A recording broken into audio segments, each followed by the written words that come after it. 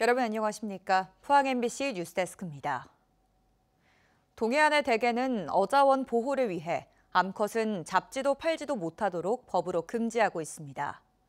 그런데 최근 일본산 암컷 대게가 수입돼 버젓이 판매되면서 어민들이 국내법과 상충되는 잘못된 수입 승인이라며 정부를 규탄하고 나섰는데요.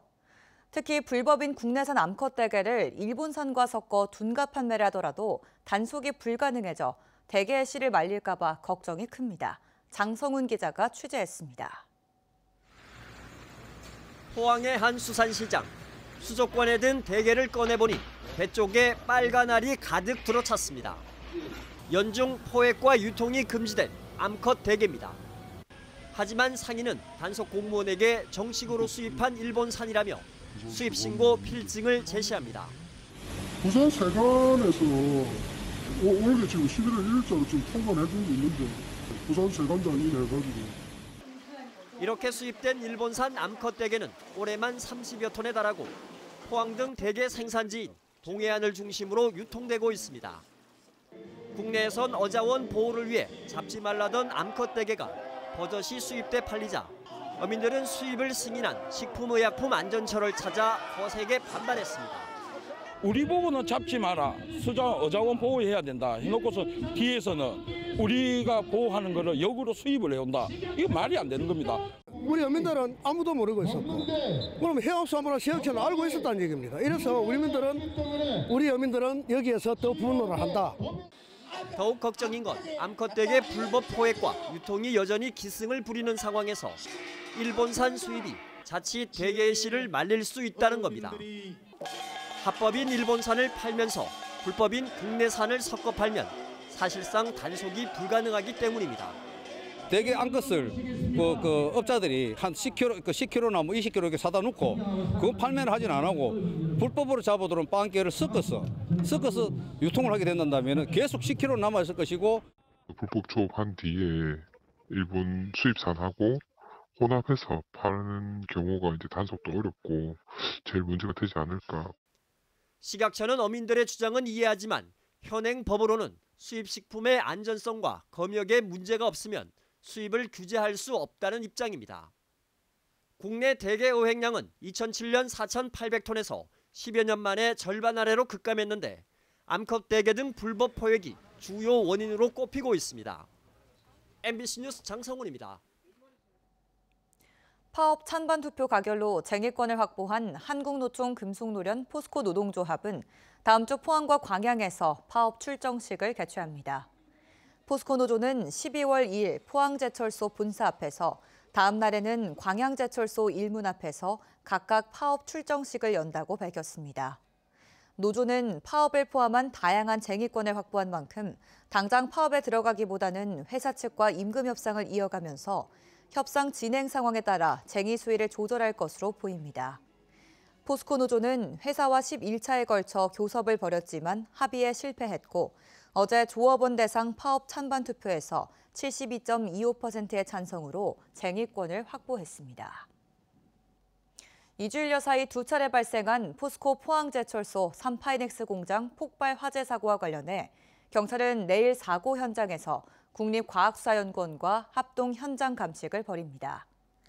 경찰은 3파이넥스 공장의 용융로 외부 손상 부위를 집중 조사할 예정이며 특히 지난 10일에 폭발 화재가 난 뒤 지난 24일 다시 불이 난 만큼 안전관리에 문제가 있었는지 들여다볼 계획입니다. 현장 감식은 포항제철소가 국가 중요 시설이어서 비공개로 진행됩니다. 경북 동해안의 해녀가 고령화로 인해 갈수록 줄어들고 있는데요. 울진군과 한국프리다이빙협회가 올해부터 해녀 해남 양성교육을 실시하고 있습니다. 전문적인 잠수 훈련 과정을 거쳐 내년 봄부터는 울진 바다를 누비며 미역 등 해산물을 채취할 예정입니다. 김형일 기자가 보도합니다. 가벼운 발차기로 시작해 깊은 물속에서 숨을 참고 덕다이빙과 프리다이빙 등 10m 깊이의 수조에서 다양한 방식의 잠수 훈련이 펼쳐집니다. 울진군의 해남 해녀 전문 양성 과정에 참가한 교육생들입니다. 저는 원래 전업주부인데 수영을 취미로 하면서 수영을 좋아하다가 이 해녀 교육을 알게 되어서 참여하게 되었습니다. 이게 경제활동에도 도움이 될 것 같고. 해남 해녀 양성 과정을 이수한 교육생들은 내년 봄부터 울진 지역 어촌계에서 미역이나 소라, 전복 등 다양한 해산물 채취 작업에 투입될 예정입니다. 현재 경북 동해안에서 활동 중인 해녀는 모두 1,300여 명으로 고령화로 인해 6년 전에 비해 18%나 감소했습니다. 사라져가는 동해안의 해녀를 복원시킨다는 의미도 있고 또 어촌계 일손이 매우 부족한 상황입니다. 그래서 어촌계 일손을 회복하고 또 개인에게는 양질의 일자리를 제공해주기 위해서 해남 해녀 양성 교육이 지역 어촌계의 소득 증대와 함께 새로운 일자리도 창출하고 있습니다. MBC 뉴스 김희학일입니다. 민주평등사회를 위한 대구경북 교수연구자 연대회의, 대구경북 전문직 단체협의회 등은 오늘 대구 국채보상공원에서 기자회견을 열고 시국선언문을 발표했습니다. 시국선언문에는 교수와 연구자 225명을 비롯해 의료계 30명과 변호사 20명, 종교인 19명, 시인과 예술인 64명 등 396명이 이름을 올렸습니다. 이들은 국채보상운동과 4월 혁명의 도화선이 된 228의 도시, 우국의 땅에서 대구 경북 지식인들은 윤 대통령에게 더 이상 어떠한 가능성도 일말의 희망도 기대하지 않는다며 대통령의 자리에서 물러나라고 밝혔습니다. 민족의 화해와 평화를 위한 종교인 모임과 평화재단은 수훈 최재우 탄생 200년 기념 순례 행사를 열었습니다. 순례단은 경주시 현곡면 최재우 생가 묘소를 둘러보고 수훈기념관에서 최재우 선생의 탄생과 성장 배경, 수도 과정, 깨달음에 대해 대화마당을 열었습니다. 오늘은 전북 남원으로 이동해 교룡산성 내 동학농민운동 기념비를 방문하고 내일 공주 우금치 전적비 등을 순례할 예정입니다. 오늘 오전 11시 40분쯤 경주시 외동읍 모하리의 한 고가도로에서 트럭 6대가 연쇄 충돌해 1명이 숨지고 6명이 다쳤습니다. 사고는 문산터널 출구 인근에서 9.5톤 트럭과 5톤, 1톤 화물차가 잇따라 부딪히면서 발생했습니다.